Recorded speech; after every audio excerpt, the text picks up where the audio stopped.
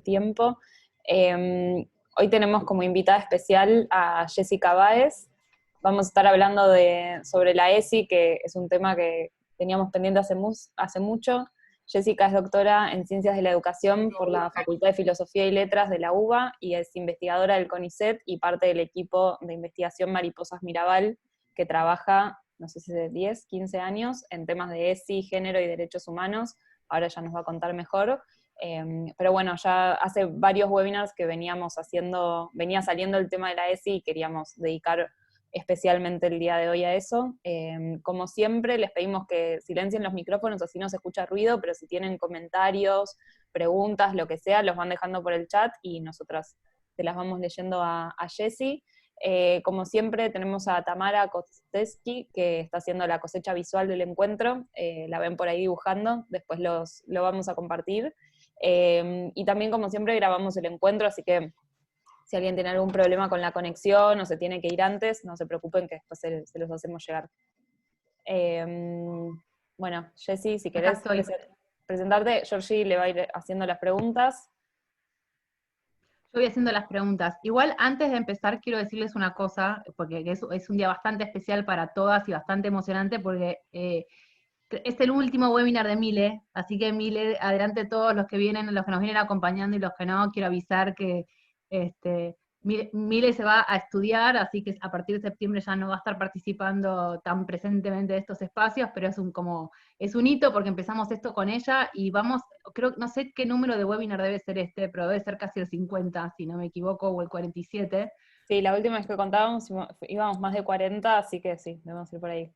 Es decir, logramos con Mile hacer 47 webinars, llegar a más de 1.800 personas a través de esto, así que adelante todos, Mile, mil gracias por todo el esfuerzo que has puesto en esto, y me encanta que la ESI sea el último de taller, aparte en que Mile participa, porque Mile está en el grupo de investigación también de Jessica Báez, así que nada, aplausos para vos. Gracias. Jessy, gracias por sumarte a esto. Como decía, generamos mucha expectativa alrededor del tema. Para aquellos que no saben, Jessy, en cuanto a educación sexual integral, la primera pregunta que queremos hacerte y que nos cuentes y empezar a reflexionar juntas tiene que ver con qué significó la ESI, ¿no? ¿Qué cambios trajo desde lo epistemológico, de lo filosófico, desde lo pedagógico? Bueno, es una pregunta enorme, pero para ir a ¿no? Es una pregunta muy larga. En principio agradecerles este espacio que también siempre nosotros somos un equipo muy amplio que se llama Mariposas Mirabal, donde Mile también es parte de ese equipo, y nos interesa como equipo de la Universidad de Buenos Aires, de la Facultad de Filosofía y Letras. Tenemos una arista que es la investigación, la extensión y la docencia, pero también poder pensar la universidad en relación con otras organizaciones, ¿no? Y entonces todas este tipo de invitaciones los celebramos porque nos parece que esta es una manera de construcción del conocimiento, que es pensarse en una red, ¿no? En una trama, ni por encima ni por debajo, sino en una trama construyendo conocimiento. Así que, en principio, agradecerles la invitación. No estoy esquivando la respuesta a tu pregunta, Georgina, que era muy amplia, pero necesitaba primero hacer los honores correspondientes. Empezamos con una pregunta que es muy amplia, ¿no? ¿Y qué es lo que instaura la ley 26.150, que es la Ley de Educación Sexual Integral en Argentina? Una ley que veo que hay colegas que son de otras partes. En América Latina, muchos países tienen leyes bastante similares a la Ley de Educación Sexual Integral en Argentina. Sin embargo, la ley de Argentina tiene una serie de aristas que la marcaron como muy innovadora dentro de la región, ¿no? En términos de lo que está escrito en la ley. La ley, cuando se sanciona en el 2006, ¿no? Ya estamos en el 2020, ¿no? Ya tenemos un largo recorrido. Se instaura sobre un territorio donde ya había experiencias de educación sexual. De hecho, digamos, y esto es algo que venimos reiterando y repitiendo desde el equipo, desde que hay escuela hay educación sexual. Desde el momento en que la escuela se crea como parte del sistema educativo, esas escuelas enseñan contenidos de educación sexual, enseñan formas de cómo es nuestro cuerpo, qué es ser varón, qué es ser mujer, a quién nos tiene que gustar, nos marca una normalidad respecto de nuestra sexualidad. Entonces, en ese sentido, siempre hay educación sexual. Lo que esta ley cambia es que nos da un marco normativo respecto de cómo queremos que esa educación sexual sea, al menos en términos legales, ¿no? ¿Qué estamos esperando de esa educación sexual? Y ahí, digo, es donde aparecen estos giros, ¿no? O estos cambios, ¿no? ¿Qué es lo que instaura la ley que hace que sea tan distinta?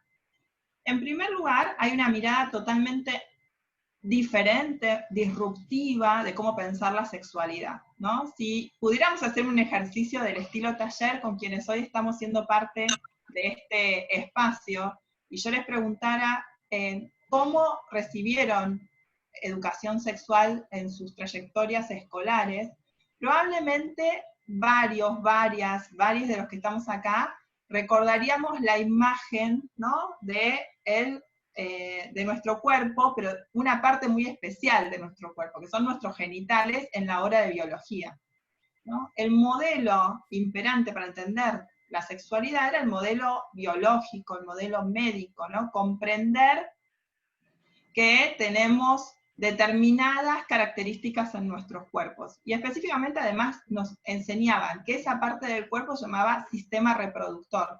Es decir, que es un modelo médico con determinadas características, ¿no? Que nos van diciendo que ese cuerpo tiene como fin la reproducción. Fíjense que quedan muchas cuestiones por fuera.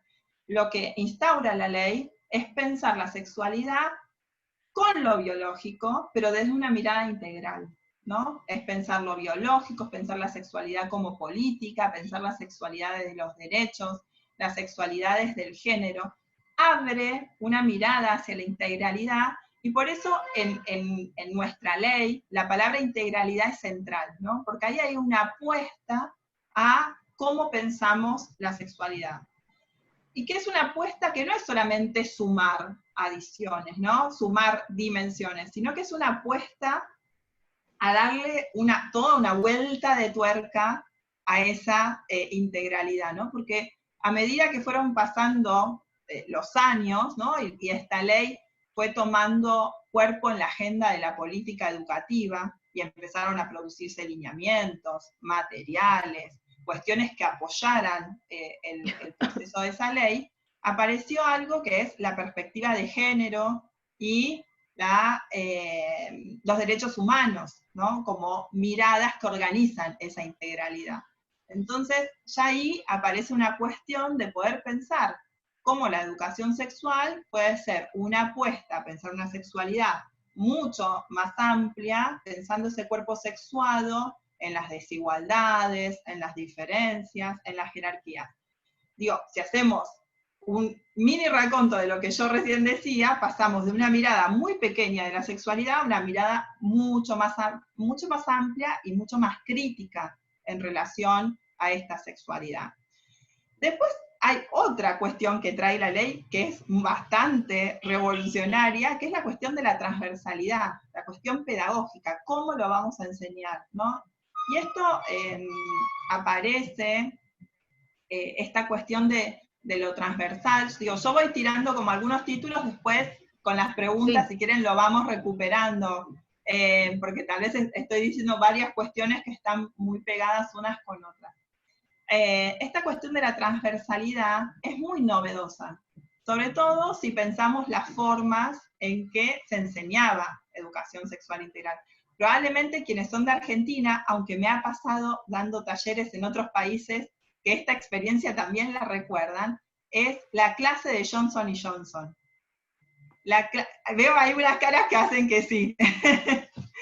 Bueno, yo pensé que era una experiencia que solo sucedía en Argentina, y me ha pasado en Colombia, en Ecuador, de encontrarme con colegas que habían tenido clases similares, tal vez no era Johnson & Johnson, pero tenía el nombre de la empresa en su momento, ¿no? ¿Qué es esta idea de que la educación sexual se va a dar en un momento específico, en un horario específico, con un especialista, con alguien que viene de afuera a dar la charla y se va, ¿no? La ley de educación sexual integral tiene una apuesta, en cambio, a poder pensar cómo esa educación sexual se puede dar de manera transversal, es decir, en todos los espacios de la escolarización. E incluso no son solamente todos los espacios del currículum, es decir, de lo que tenemos escrito para enseñar, sino también la institución en sí misma, poder pensar todo el conjunto de la institución. Entonces ahí hay toda una apuesta pedagógica que va hacia la transversalidad. Esto después, digo, lo podemos discutir, entra siempre en un versus de, entonces no tiene que haber un espacio específico en la escolarización de la educación especial, de la educación sexual, o tiene que estar presente en todos lados, ¿no? Eso también trae como cierta controversia que después la podemos retomar un poquito más. Y finalmente tiene una gran apuesta política, la ley de educación sexual integral, porque la hace obligatoria para sujetos que históricamente les eran negados estos derechos, como los niños, las niñas, les niñes, porque ¿qué dice la ley? Que va desde el nivel inicial hasta la formación docente, ¿no?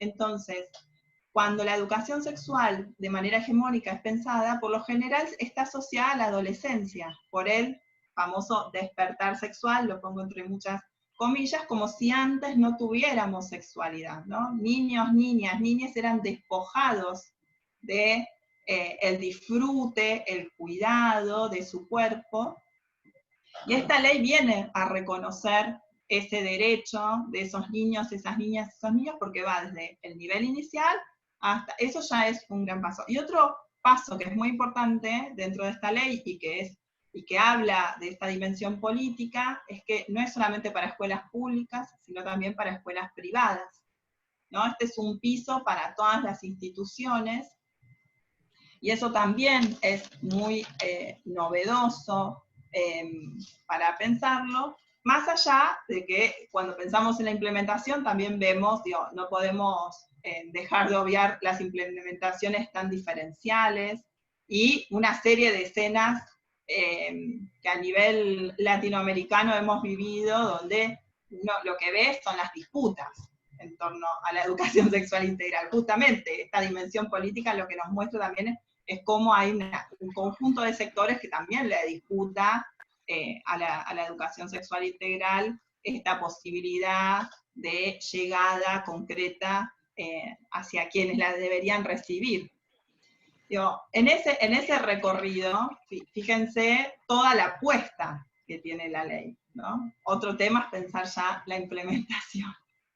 No, totalmente. Igual se me abren como tres preguntas, tanto como decías vos, en lo político, en lo transversal, y después también más en lo epistemológico.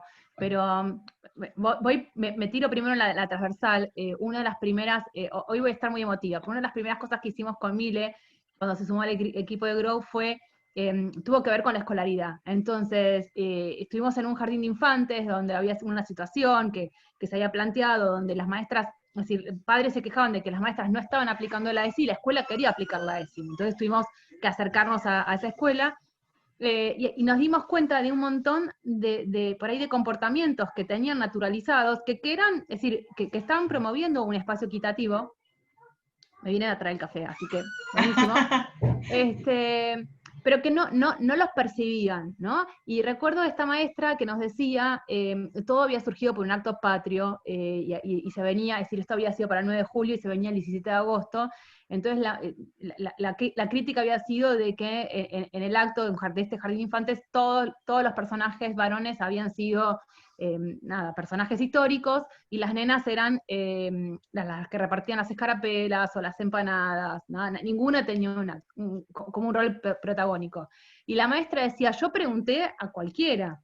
Entonces decíamos, ahí nos preguntamos o les pusimos en juego como cuál es el rol del docente. Si vos preguntás y los niños y las niñas no aceptan, es decir, no es que no lo aceptan, no se proponen, ¿qué es lo que tenés que hacer vos como docente para lograr que pongan el cuerpo en determinados actos? O cómo cambiás el acto para que justamente vayan sucediendo cosas, ¿no? Eso por un lado, y por otro, que también va con lo de esto que contabas, la transversalización, justo hace un par de años el Ministerio de Educación de Ciudad lanzó un librito para que todas las nenas todos los niños y niñas de tercer grado lo leyeran, que se llama La larga historia de Melisandra, para trabajar prácticas de lenguaje, ¿no? Pero en la práctica, en este cuento, era un cuento muy estereotipado, donde la princesa hacía todo lo que el padre le decía, totalmente todo el tiempo se trabajaba sobre cómo al padre le encantaban las matemáticas bueno, a las mujeres no se sabe si le gustan o no, no se sabe. Lo único que sabía es que ella tenía que hacer lo que el padre o el príncipe le dijera, y hasta se tira de una torre siguiendo el orden, ¿no? El mandato. Y bueno, y ahí entonces hicimos toda una reflexión de qué haces con esto en el aula, ¿no? Es decir, como, está bien, te diste este libro, bueno, como un libro, un cuento que uno trabaja, una materia que tiene que ver con literatura, te impacta, es decir, si no se ve con una perspectiva de ESI, si no se tiene la ESI como en mente, o como marco, te puede impactar negativamente en matemática, en la confianza de las niñas, bueno, ¿no? En otras cuestiones. Uh-huh. Ahí creo que es interesante, hay un concepto que a mí siempre me gusta trabajar, que es cómo la ESI se transforma en un anteojo de ESI, ¿no?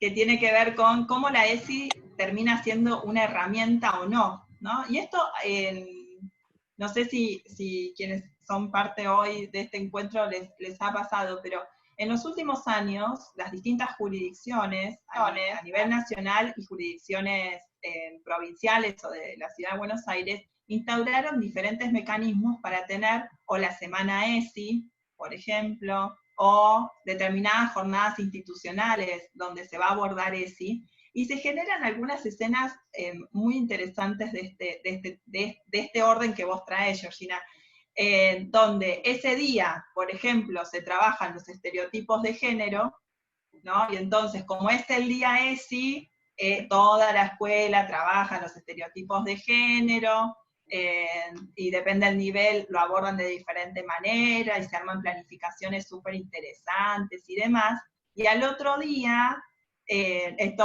mira, esto que les voy a contar, me sucedió la semana pasada, en una reunión por Zoom, como son las reuniones ahora en las escuelas, digamos, ¿no?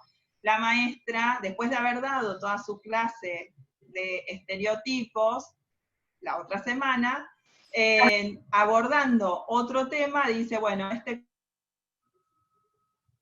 porque tiene... Pará, te silencié por error, pará. ¿Por error? Sí, ahí vuelvo, a ver, ahí está. Vuelvo. Señalaba esta escena que era paradójica, ¿no? El 12 de agosto se habían trabajado los estereotipos porque era el día de la ESI y había que abordarlo, y a la otra semana la maestra señala que el cuento que se va a leer no le va a gustar mucho a los niños porque tiene demasiadas mariposas. ¿No? Digo, y es interesante porque quien estaba llevando la propuesta tenía una intencionalidad.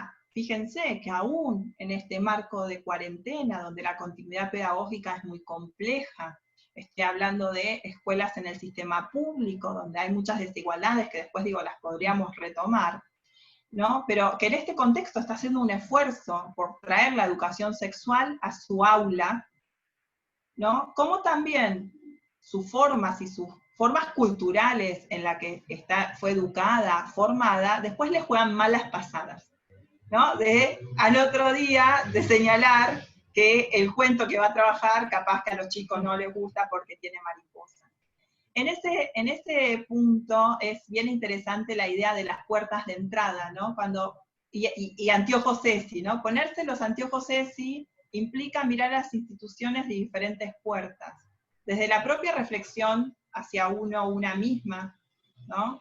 Hablar de ESI nos obliga a reflexionar sobre nuestras propias biografías escolares y cómo fuimos educados, educadas, ¿no? Digo, muchas veces sucede en el ámbito de la familia, a mí me ha sucedido, yo tengo 3 niños varones que se identifican como varones, y más de una vez se me escapan cosas que digo, ay, ¿cómo lo estoy diciendo yo? Pero bueno, tiene que ver también con mi propia formación, y yo no estoy por fuera de una sociedad que es patriarcal, desigual, con medios de comunicación que siguen reforzando miradas sesgadas. Entonces, hay una práctica que es muy importante a la hora de pensar en esos anteojos ESI, que es la reflexión continua de quién es uno frente a estos temas, ¿no? Y reconocerse que muchas veces tenemos prejuicios o los estamos desarmando y después en algunas situaciones ese prejuicio sale otra vez, digamos, trabajar desde cierta honestidad pedagógica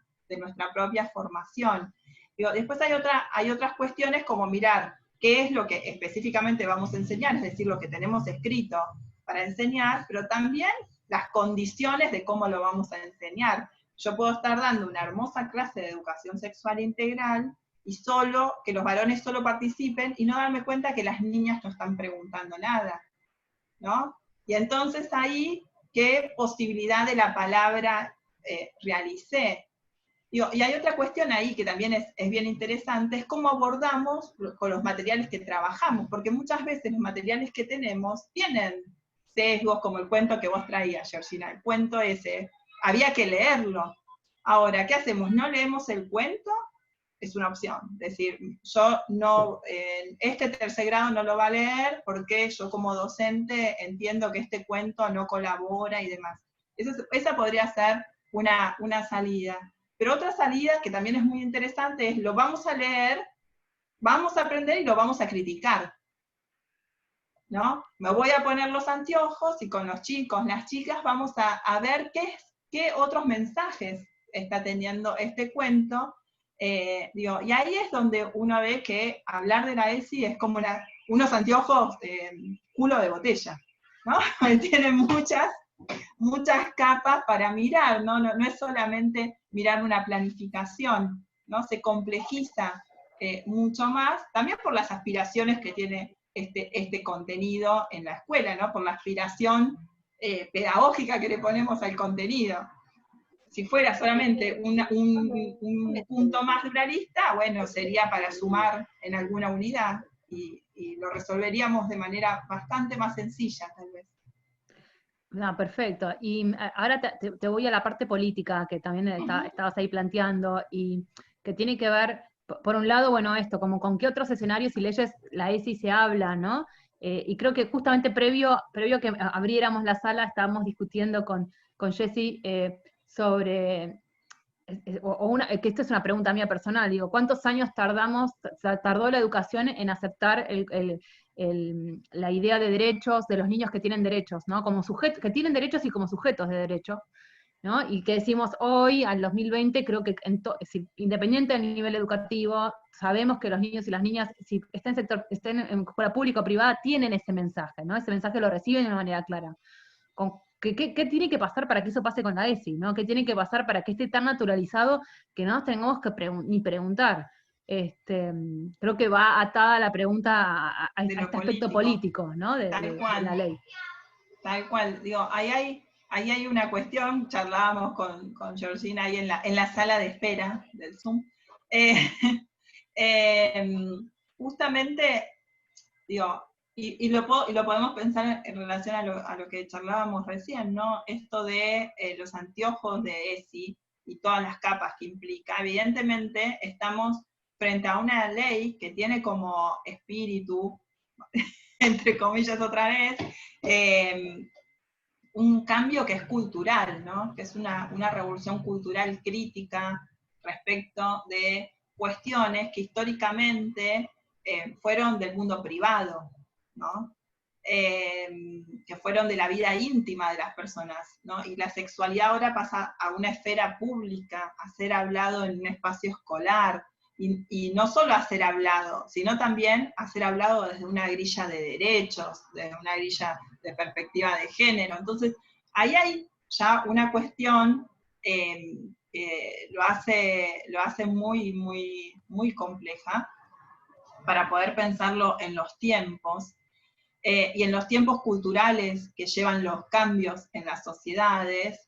Yo le comentaba ahí a Georgina que cómo, que la OIT había hecho un estudio que siempre lo va renovando, así que también después recordé que hay otros estudios que son peores, digamos, más complejos aún, de la paridad de mujeres y varones en los puestos de trabajo, y la OIT había calculado unos 55 años para llegar a cierto estado de igualdad, y después recordé que había leído otro estudio que había dado más años todavía de la OIT también.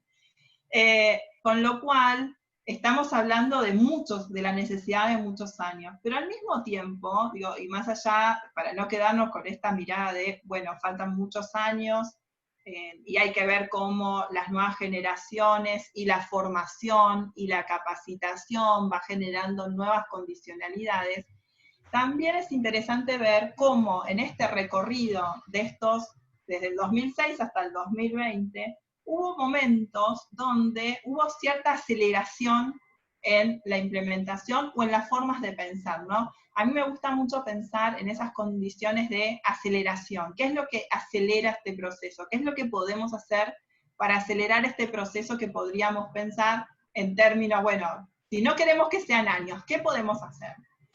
Hay algunas cuestiones que no las podemos motorizar, pero que evidentemente aceleraron, como por ejemplo Ni Una Menos. Todos los debates en torno a Ni Una Menos motorizaron la implementación, y esto fue muy notorio, y lo podría explicitar más para las grandes ciudades, Córdoba, Rosario, Ciudad de Buenos Aires, provincia de Buenos Aires en el AMBA, que las escuelas, por ejemplo, y sobre todo los centros de estudiantes, comenzaron a demandar. O sea, la ESI ya también pasó a ser los chicos, las chicas, los adolescentes, comenzaron a ser sujetos que demandan, decir, no, bueno, eso no es ESI. Bueno, eso que estás enseñando no.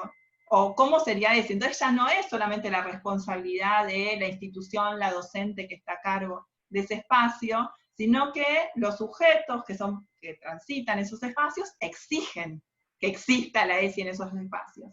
Entonces, ahí es bien interesante cómo ese movimiento de Ni Una Menos, también podríamos pensar en todos los debates en torno al aborto, cómo también motorizó que esto se incluyera,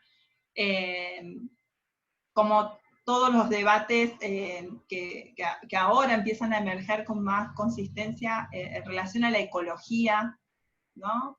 Como la ecología también tiene ahí una mirada con el feminismo, y entonces también comienzan a haber otros debates que se empiezan a sumar. Todos esos son una suerte de aceleradores de los movimientos sociales, podríamos ponerle como título.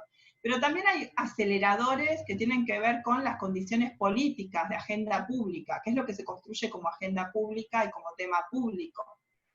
Y ahí me parece que es bien interesante los momentos donde hubo capacitación masiva. Por ejemplo, en el 2015 fue la primera capacitación masiva que tuvo el Ministerio de Educación Nacional, donde se formaron millones de docentes, y eso aceleró la inclusión de la ESI. ¿Podemos decir que se logró la implementación? No, desde ya que no, pero sí aceleró un mecanismo. Entonces, en la medida que hay capacitación y que esa capacitación está pensada de una manera que puede ser concreta y real para que los sujetos, las sujetas lo puedan realizar, eso acelera. Lo mismo que cuando las organizaciones de la sociedad civil se ponen sobre sí mismas, también ser sujetos, sujetas que demandan ESI, ¿no? Eso también vuelve a acelerar los procesos de la ESI. Con esto que decías, lo que me parece súper interesante es cómo es este cruce, ¿no? De que primero tuviste que crear, no sé si no es la palabra correcta, sujetos de derechos. Es decir, esos adolescentes que demandan porque saben que tienen voz y pueden hacerlo, ¿no? Si no hubieran sido sujetos de derechos, no hubieran podido tener las herramientas suficientes para demandar.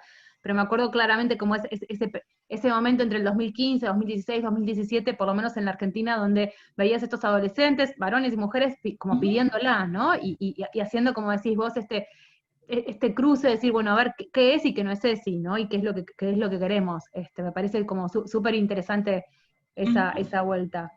Yo recuerdo, por ejemplo, cuando estaba haciendo mi doctorado, que fue un poco antes del 2015, estaba haciendo mi trabajo de campo en una escuela pública en la ciudad de Buenos Aires, que atendía a sectores medios bajos, y era el año donde se batía la ley de matrimonio igualitario, ¿no?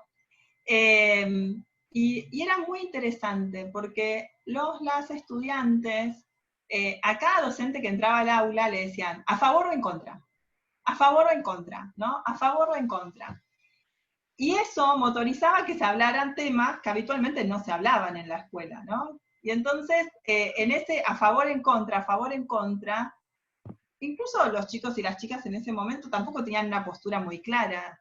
Digo, solamente les interesaba saber qué pensaban sus docentes, si estaban a favor de esa discusión que se estaba dando socialmente o no, y entonces se armaban otras discusiones, ¿no? Pero ahí es bien interesante como una ley que en sí no tiene que ver con la educación sexual integral de manera directa y específica, por supuesto que después tiene una trama en la que nos podríamos meter para entender cómo la ley de educación sexual integral dialoga con otras leyes.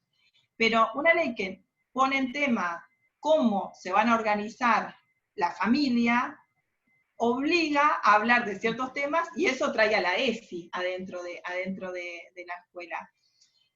Y cómo los y las estudiantes empiezan a adquirir concretamente esa idea de derecho, de ser sujeto de derecho, ¿no?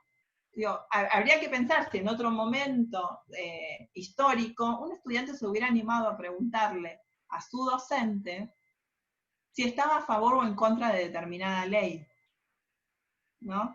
Creo que en eso también hay bastante diferencia en las condiciones que brinda la escuela, digo, para volver a esta idea de acelerador, ¿no? Cuando la escuela promueve que haya centros de estudiantes o distintas formas de agrupación estudiantil, cuando la escuela genera esas condiciones, también está apoyando la posibilidad de pensar a esos sujetos, a esas sujetas, como voces, con voces que tienen un valor, ¿no? Un valor de ser escuchada y un valor de que incluso se institucionalice de determinada manera esa voz, ¿no? Que bueno, a través de una asamblea, a través de reuniones, a través de actas, a través de diferentes formatos.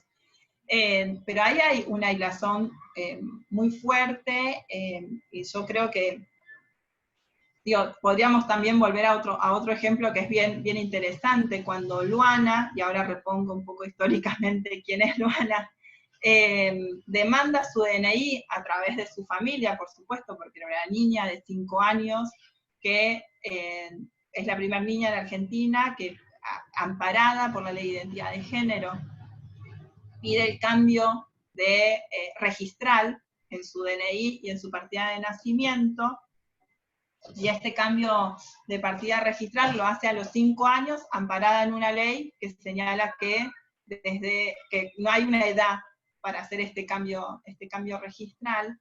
Digo, ahí es bien interesante el lugar que tiene la escuela en ese recorrido, y cómo esa ley también nos instaura una idea de qué es ser un sujeto de derecho, ¿no? Un sujeto de derecho es una niña que tiene esa capacidad de ser escuchada, y qué instituciones la fueron escuchando y cuáles no, por supuesto, porque no fue un camino sencillo el que trazó esa niña, que tuvo que atravesar esa niña. Digo, no vamos a idealizar su proceso porque no lo fue, digamos, idealizado, pero sí cómo su voz logró ser escuchada y finalmente, bueno, tener su DNI como correspondía y en términos de la ley, ¿no? Entonces eso también nos va hablando de esos sujetos, esas sujetas que están en el sistema educativo y van acelerando procesos, ¿no? Perdón, Ese cambio aceleró muchísimo la inclusión de algunos temas. No, solo quería reponer un poco que el martes estuvimos con Giselle Gómez de Infancias Libres, que es la asociación que fundó la mamá de Luana, y estuvo súper interesante. Ahora les paso por el chat el link por si alguien no lo vio y lo quiere ver, pero fue súper fuerte y súper interesante escucharla, porque justamente nos decía esto también de, a veces la tensión en cómo muchas veces son las familias de niñas trans los que demandan en la escuela que haya ESI, que esa ESI sea no binaria, pero en muchos otros casos es al revés, digo, en los casos de niñeces trans cuyas familias no los acompañan, los reprimen, el rol importantísimo que tiene la escuela ahí. Entonces como se daba esa dualidad, y me parece que está súper interesante para pensar el rol de un espacio tan importante en la infancia de alguien como es la escuela. Ujú. Y ahí yo creo, Milena, también que hay una cuestión de una mirada que hay que aprender a hacerla heterogénea, ¿no? Muchas veces podemos caer en trampas del estilo, las familias no quieren que se dé educación sexual integral, ¿no? Bueno, ¿qué familias no quieren que se dé educación sexual integral? ¿Son todas las familias de la institución o estamos generalizando en algunas familias, ¿no? O al igual que señalar, las docentes no quieren hacer tal cosa, ¿no? Yo creo que la ESI también nos pone en una necesidad de mirar lo heterogéneo, y construir alianzas entre sujetos de manera mucho más heterogénea, ¿no? Porque si no es cerrar como determinados puentes que finalmente lo que hacen es vulnerar derechos. Sí, Digo, total. Lo que en decía, definitiva. lo que decía Giselle de Infancias Libres era que a veces, mucha gente, muchas veces en las escuelas les decían como, bueno, pero acá no tenemos ningún niño, ningún adolescente trans, entonces no, por eso no tenemos que abordar la temática. Y ella decía como, bueno, no sabés, no sabés si ahí no están habilitados, si no están sufriendo un montón por eso, porque en la escuela en la que están, en la familia en la que están, no se les habilita esa libertad. Bueno, no sabés. Exactamente, digo, ahí las escuelas, es importante, las escuelas y todas las instituciones no son neutrales, ni para bien ni para mal. No son neutrales en términos de, como el ejemplo que recién traía Milena, ¿no? Bueno, si vos decidís no trabajar ese tema, también estás dando un tipo de educación sexual, donde hay determinados sujetos que no son parte de la realidad. No hablar de personas trans es pensar que la sociedad no tiene personas trans. O sea, ni siquiera es no pensar que alguno de tus estudiantes pudiera ser una persona trans. Es pensar que la sociedad en la que vivís no conviven personas trans.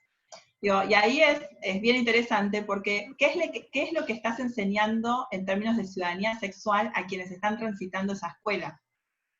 ¿No? ¿Qué jerarquía de ciudadanía estás enseñando?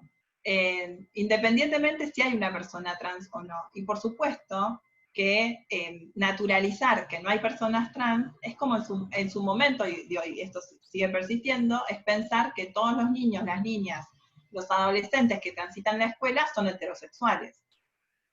Totalmente. ¿No? No, y aparte, Ese es un supuesto. sí. Pero y me parece sumamente importante esto que decís, y que trae Mile también, ¿no?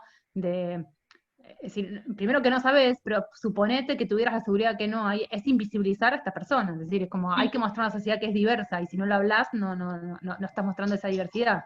Es como mostrar yo siempre trato de hacer el ejercicio de qué ciudadano, ciudadana, ciudadane estás mostrando, ¿no?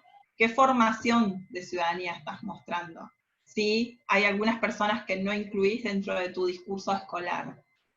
Finalmente, estás reproduciendo, tal vez más veladamente, ¿no? Porque no de manera tan directa, pero estás mostrando que hay una jerarquía de las personas que sí pueden ser nombradas y de las personas que no son nombradas. Totalmente. Antes, es decir, no quiero que nos quede, no quedarnos tiempo en preguntarte qué es lo que está pasando en cuarentena y con la ESI, así que voy con esa pregunta y después si nos queda un ratito más volvemos.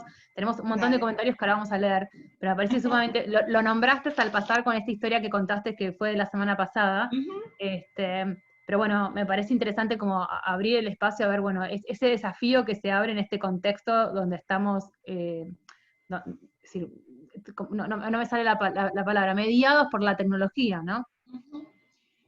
Yo creo que ahí hay como, otra vez, como múltiples dimensiones a atender, ¿no? En Argentina, al menos, la apuesta consensual, el consenso general de sostener una continuidad pedagógica, que la sostuvo el Estado, las organizaciones, los sindicatos, digamos, varios actores muy importantes consensuaron de la necesidad de continuidad pedagógica. También nos muestra que no todos acceden, no todas las personas acceden a esa continuidad pedagógica, que hay brechas tecnológicas que son muy fuertes, que hoy nos hacen repensar qué escenarios hay que construir para que todos, todas, todos los chicos tengan esa continuidad pedagógica. Digo, eso por un lado, y como una reflexión mucho más general, ya del campo más educativo, pero pensando en la ESI, ¿no? ¿Qué es lo que nos trae la ESI para pensar esa continuidad pedagógica? Yo creo que hay una primera cuestión que trae la educación sexual integral, que es que pensar que esa continuidad pedagógica, si tiene ESI, hay que pensar en el vínculo pedagógico, no solo en cómo se da continuidad pedagógica, sino cómo se construye un vínculo pedagógico. Yo creo que ese es como el primer aporte. Pero y de ese aporte se desprenden como una serie de cuestiones. Si pensamos la ESI con cuarentena, digamos, si logramos juntar esas dos cuestiones, ¿no? ¿Qué es lo que nos traen los anteojos de la ESI para pensar este escenario en particular? Yo creo que hay varias cuestiones, ¿no? El quedarse en casa no siempre es la opción más segura para los sujetos, por ejemplo. Y eso nos enseña la ESI. La casa, el hogar amoroso, que ojalá todos tuviéramos este hogar amoroso, no todas las realidades transitan un hogar amoroso, ¿no? Y esto se evidenció, aumentó de manera muy preocupante los números en torno a la violencia de género, ¿no? Entonces, decir que el quedarse en casa como eslogan general, sin mediatizar algunas cuestiones, no nos permite ver que el hogar, muchas veces hay relaciones de desigualdad, relaciones de poder y relaciones de violencia, ¿no? Donde mujeres, niños, niñas, personas trans son las que más sufren estos escenarios. Eso por un lado. Desarmar la idea de hogar amoroso, digo, y si lo pensamos de manera interseccional, y esto de manera muy pronta también se pensó desde la política pública, ¿no? Esto no es solo quedarse en casa, sino quedarse en el barrio, ¿no? Porque presuponer una casa donde puedas estar también tiene que ver con determinadas clases sociales, ¿no? Esa posibilidad real de quedarse en su casa. Si vos vivís en un cuarto de una pensión, ¿qué chances tenés de quedarte en tu casa? Digo, la ESI vuelve a reponer en estas cuestiones. Otra cuestión que trae la ESI es poder pensar las tareas de cuidado, ¿no? Hay algo que trae la cuarentena para esas personas que se quedan en sus casas, en sus barrios, o en los espacios, es cómo se gestiona la vida doméstica, y en manos de quién caen las tareas de la gestión de la vida doméstica. Y la necesidad de repensarlo, ¿no? Porque si no aparecen estas cuestiones donde ya las mujeres, ¿cuántas jornadas laborales más van a tener, no? Tienen su jornada laboral del trabajo que realizan ahora en sus casas, del mundo exterior, ¿no? de lo que nos queda afuera. La jornada laboral de cuidar a niños y la gestión de la vida doméstica. La tarea de cuidar a los adultos, las adultas mayores que no están en su casa pero que tienen que cuidar. ¿Cuántas agendas más? La necesidad de democratizar el cuidado como asunto colectivo, ¿no? Yo creo que una cuestión que aparece en estos tiempos al pensar la ESI es justamente esto que decíamos al inicio, ¿no? La necesidad de una revolución cultural y también de preguntarnos por esta vida doméstica y la domesticidad en la que vivimos en esta vida doméstica. La ESI nos vuelve a hacer repensar esa división entre privado y público, ¿no? Y hoy está muy trastocado qué es privado y qué es público. ¿Y dónde están los cuidados? ¿Y qué pasa con la violencia? En esa dirección hay una cuestión que es bien interesante, ¿no? Digo, porque yo estoy ahora hablando de todas las cuestiones que tienen que ver, podríamos poner como gran título, los aspectos críticos que la ESI nos hace ver de la cuarentena, pero también podríamos hablar de el encuentro, el placer, el cuerpo, y qué pasa cuando está todo eso mediado por la virtualidad, ¿no? Digo, también abre preguntas de qué significa el encuentro presencial y qué pasa cuando cuando el aula virtual no tiene esa presencialidad corporal, ¿no? Y generar ahí una pregunta de cómo se construye ese vínculo. No estoy diciendo que no se pueda construir, de hecho, nosotras venimos trabajando en muchas instancias virtuales y esto es viable, pero sí es necesario hacerse la pregunta y no darlo por supuesto, ¿no? De que el cuerpo es igual, que la experimentación del placer de estar con otro, con otra, es igual, ¿no? Son formas diferentes y es necesario que esa continuidad pedagógica se haga esas preguntas para ver cómo se van a sostener en el tiempo. No, seguro. Te leo algunos de los comentarios que fueron apareciendo en el chat, porque son un montón. Creo que cuando vos preguntabas lo de la empresa, alguien dice, Claudio, que se llamaba el video, se llama Cuidarte es Quererte. Sí. Después Patricia también, que empezaban a hablar sobre, bueno, esto de la ESI, y dice que antes se debía pedir permiso a los padres y ellos podían negarse que participaras de estos talleres, se mandaban una nota en el cuaderno de comunicados. Dame un minuto. Me pareció interesante porque cuando estabas contando las mariposas, alguien comentó, ¿no? Pobre el chico que por ahí le gustaba el cuento de las mariposas y no podía decir que le gustaba por la vergüenza, justamente, ¿no? Esto, es decir, ese mensaje de a los varones no les va a gustar es como te inhabilita. Aparte, justamente, el abrir. Exacto, pero aparte ahí lo interesante que trae el comentario, que me parece que está bueno para retomar, es no solo que inhabilita, sino que produce. O sea, no solo es inhabilitar que a un chico o a una chica, en este caso a un chico le pueden gustar las mariposas, sino que si había alguno que estaba en el Zoom escuchando, digo, aprendió algo que no le tenía que gustar. Sí. Hay una producción también ahí. Sí. Totalmente. Emilia dice, pasan esas cosas porque considero que las docentes tienen mucha resistencia, lo plantean en determinadas clases, semanas ESI, pero por fuera no lo aplican, realmente no es transversal. Creo que esto es lo que vos trabajabas, de que, bueno, nada, no son todas las docentes, son algunas docentes, pero que somos todos constructos sociales y culturales, entonces no estamos ajenos, ¿no? Entonces, evidentemente, va a haber docentes que presentan cierta resistencia. Lo que pasa es que es vital para que esto pase, que ellos y ellas estén sensibilizados. Exactamente. Ahí hay una cuestión que es interesante de profundizar, ¿no? Cuando uno está llevando adelante proyectos ESI, por ejemplo, es poder distinguir las resistencias que se están teniendo, ¿no? Hay resistencias que tienen que ver con, bueno, mi formación, y que son como un primer piso de resistencias, ¿no? Que no es una resistencia al contenido de lo que trae la ESI, sino a ciertas dificultades, a que no conozco bien la ley, ay, no sé bien cómo hacerlo. Entonces, eso exige determinadas acciones. Distinto es las resistencias a, yo creo que los niños son un objeto de la familia y entonces no deben recibir ningún tipo de otra información que no sea lo que la familia quiere, ¿no? Y acá estoy reproduciendo de manera muy lineal también lo que sustentan algunos grupos religiosos, ¿no? Que sostienen que los niños no son sujetos de derechos, sino más bien que son sujetos de sus padres, con suerte. Cuando uno lee las declaraciones, muchas veces más que sujetos ve que son objetos de esa familia, y que por lo tanto aparece esta idea de la autorización, ¿no?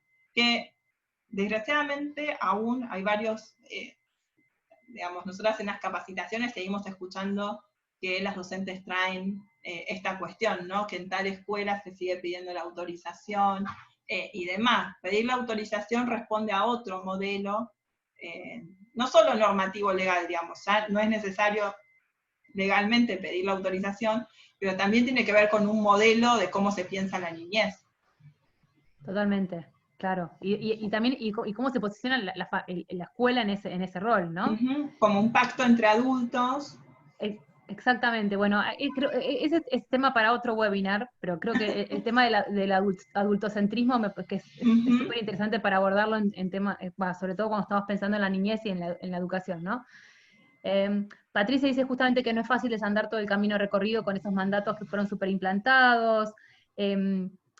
Acá después armó un debate de que cuántos varones había en el chat, sí. Y al final terminaron viendo que eran 3, así que el 6% en un momento, porque esto ya eran 53 en esta instancia, y me pareció interesante decir, bueno, para los próximos webinars, o sobre todo cuando estemos tratando estos temas, de generar como esto del 2, es gratis, pero igual, hagamos un 2x1 de que traigamos más varones, ¿no? Porque si no, es como que esta conversación pareciera que no les toca, pero les toca, porque estamos hablando de infancias libres y también... Exactamente.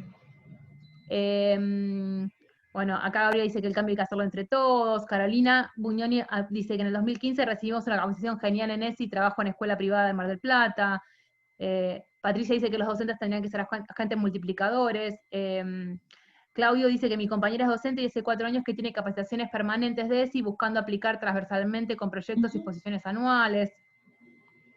Mónica cuenta que la ESI debe ser no binaria. Yo tuve que denunciar a un colegio en Mar del Plata por no respetar la ley de género y obligar a la capacitación en ESI para todos, a los directivos, personales, estudiantes y abierta a la familia. Creo que esto aparte es otro desafío, que no vamos a llegar hoy a hablar, pero me parece como cuando estamos hablando de lo epistemológico, ¿no? Es decir, cuando de revisar la ESI para no hacerla tampoco, es decir, para incluir estas otras diversidades que quizás estaban presentes, pero bueno, había otro desarrollo, creo que todavía en ese momento. Si pasaron 14 años y hay que... es necesario, es una ley que no se puede interpretar, como ley cultural, no se puede se tiene que interpretar en el momento aquí y ahora. Y eso nos obliga a hacer un ejercicio permanente, ¿no? Si revisamos los materiales de hace unos años eran muy binarios y tenían que ver con otro momento y otro contexto histórico. Pero después de la sanción de la Ley de Identidad de Género, ya es un escalón irreversible, ¿no? Es necesario que la Ley de Educación Sexual Integral no sea binaria. Pero me interesa este concepto que traes, que es una ley cultural, ¿no? Y entonces como tal hay que atenderla en ese contexto histórico, en el contexto histórico donde estamos leyendo. Liz dice, lo mismo con la discusión por la legalización pasó en las aulas, el tema cuando estamos hablando de los aceleradores, así que sí, totalmente. Bueno, Patricia dice que algunas instituciones siguen desoyendo, esperen que ahí hubo... Después, ahí cuentan México, ¿no? Justamente aquí en México, grupos ultraderechistas están impulsando a nivel local o provincial el llamado PIN parental, para que se puedan dispensar a petición de los padres de asistir los días que sean clases con este tipo de temáticas. Se mantiene en gran debate, desgraciadamente en algunas ciudades se está avanzando la petición. Creo que esto se une a lo que vos estabas diciendo al final, de que, a ver, si es un derecho de los niños no debería pasar por la decisión de los padres si lo toman o no lo toman, ¿no? Tiene que ver con esta mirada... Tiene que ver con esa mirada, digamos, si uno piensa esta afirmación, con mis hijos no te metas, ¿no? ¿Y qué hay por detrás de esta afirmación? Primero los niños como objeto, ¿no? Y cualquier borramiento de pensar que ese niño es un sujeto de derecho que está siendo criado por esa familia en ese tiempo, pero que tiene derechos que exceden a esa familia. Digo, también es muy difícil de aceptar, es muy complejo de aceptar porque no estamos socializados de esa manera. Totalmente. Uno tiene la sensación que sus hijos son de uno, sí. de una. No, pero esto tiene que ver que somos una generación, hablo como, ahora estoy haciendo homogéneo y no somos todos de la misma edad, pero digamos, gran parte de los que estamos acá hemos transitado la escuela en un momento histórico donde no teníamos derechos. Ajá. Entonces, obviamente nos pone frente a dos desafíos, ¿no? Desandar el concepto de que nuestros hijos y nuestras hijas tienen derechos como sujetos, independientemente de los adultos, que nosotros no lo aprendimos, y por otro lado está el de construirse en relación a los estereotipos de género, ¿no? Son como dos caminos ahí que se chocan y que funcionan. Cuando decías los anteojos culo de botella, ¿no? Como, bueno, los teñidos que hay que sacarnos, ¿no? Bueno, voy a ver si puedo llegar a leer todos los mensajes. Mónica dice, invisibilizar no existe. Perdón, antes hay un comentario previo que dice, o sos responsable en acción o sos responsable en omisión. Invisibilizar hace que no existe. La escuela que contaba que tuve que denunciar justamente tiene casi un 50% de chiques y les niega sus derechos. Bueno, después están agradeciendo el espacio. Joaquín dice, hasta la propia forma de enseñar, de tipo tradicional, memorística o basada en la razón y dejando fuera las emociones y trayectorias personales, puede ser atravesada por la ESI. Exacto. Eso ya es ESI, ¿no? Claro, pensar que la intuición, la sensibilidad no es un conocimiento válido para la escuela, es mostrar un predominio de lo que se ha considerado conocimiento masculinizado como el conocimiento importante. Sí, no, buenísimo. ahí justamente Carolina dice, claro, produce subjetividad, no solo inhabilita. Claudio, creo que ahí está, cuando estamos hablando de esto de las mariposas, ¿no? Sí. Claudio dice, a veces las resistencias también se dan por cuestiones político-partidarias, además de religiosas. Ujú. Patricia dice, actualmente el paradigma es que los niños son sujetos de derechos abandonando el de objetos. Bueno, sí, ojalá. Caro, acá en Mendoza se pide la autorización. Sí, estaba mirando. Eso es recurrente. Nosotras eh, participamos de distintos procesos de capacitación en distintas provincias dentro del territorio de Argentina y sigue sucediendo, y en público y privado, en rural y urbano, en distintas partes vamos encontrando que aún persiste esta idea de pedir autorización. No puedo llegar a leer todos porque ya estamos son las 3, pero bueno, nada, está el planteo justamente de que la ley no, es decir, como los materiales no contemplan la corporalidad trans, que es justamente lo que estuviste planteando vos, y bueno, que está este desafío de hacerla más integral, de sumar esta mirada, ¿no? Esperen a ver si llegué, bueno, llegué hasta el final, pero bueno, hay de todo, hay que apostar una cartilla con lenguaje que incluya no, ahí ya no entendí. Apostar una cartilla, esperen que se me fue el mensaje. Que incluya, yo creo que está haciendo mención al lenguaje inclusivo, ¿no? También a la necesidad de pensar las formas de nuestro lenguaje, Sí. ¿no? Y qué estamos queriendo decir o no decir con nuestro lenguaje. Y esto no es obligar a nadie a usar el lenguaje inclusivo o no binario. Me parece que hay personas que sin usar el lenguaje no binario pueden ser no binarias, paradójicamente. Pero la necesidad de que reflexionemos sobre nuestro lenguaje y a quién incluimos y a quién excluimos, para mí estamos como en un momento que es importante hacerla, la reflexión. Después hablamos como podemos hablar, ¿no? El lenguaje no debería ser una imposición. Totalmente. Leo el último comentario, es decir, elegí un último comentario porque me parece que era nuevo. Esto de Claudio que dice, hay otras cosas que desnudó la pandemia, es la cantidad de personas trans con trabajo no registrados que quedaron sin ingresos. Sí. Hablamos sobre este tema también en julio, así que después lo vamos a compartir ese webinar, y bueno, ahí abren otros temas para hablar. Bueno, Jessy, te súper agradecemos. Creo que no, es decir, Gracias, Jessy. ojalá que este el primero de varios, porque creo que nos quedan muchas cosas que se abren para poder hablar con mayor como detenimiento y reflexionar. Así que nada, te súper agradecemos. ¿Querés mostrar, Mile, a Tamara Sí. la cosecha visual que después le vamos a compartir a todas y todos? Ahí va. Hermosa como siempre. Con Gracias, todo Tami, y gracias, Jessy, por sumarte. No, por favor, hermosa la cosecha visual. Bueno, Muchas gracias por el espacio, compañeras, y bueno, a seguir recorriendo un camino de cómo llevar adelante una educación sexual que sea más justa, también más divertida y más crítica.